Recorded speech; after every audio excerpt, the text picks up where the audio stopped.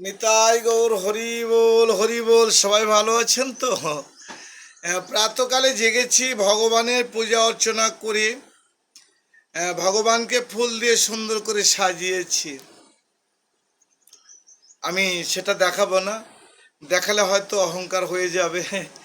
হ্যাঁ, গোবিন্দের সম্মুখে প্রসাদ দিয়েছি, নিবেদন হয়েছে। আমি গোবিন্দের ভোগ আনতে প্রসাদ পেয়েছি, মালা সুসম্পন্ন করেছি। মাঝে বসে আছি, আপনাদের সঙ্গে কিছু আলাপন করব, কৃষ্ণালাপন। ভগবান গীতায় বললেন, হে অর্জুন, তুমি সব কিছু ভাবনা করেছো, কিন্তু তুমি কি জানো দেহ হলো অনিত্য, আত্মা হলো নিত্য। তাই নিত্য বস্তুকে জানবার জন্য জীবের যাহা যাহা করণীয় ঠিক সব কিছু করতে হবে। আর বর্তমান যে সময়টা চলছে, ভগবান জানি না কোথায় কি ঘটাবে। তাই মন থেকে প্রভুকে বলেছি, হে গোবিন্দ, তুমি সবাইকে সুখী রেখো।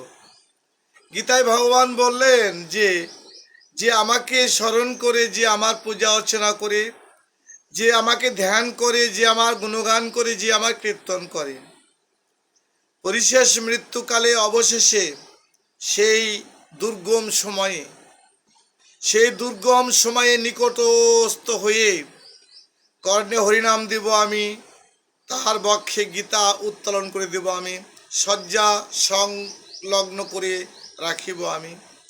পরিশেষ সেই বৃন্দাধামে, সেই তুলসী বৃন্দাধামে যখন সে পতিত হবে, রাখবে, আমি গোলক থেকে পুষ্পরথ আহরণ করে সেই জায়গায় গিয়ে তাকে রথের মধ্য তুলে নিয়ে আমি সারথি হয়ে আসব। হরি বল, হরে কৃষ্ণ, নিতাই গৌর হরি বল।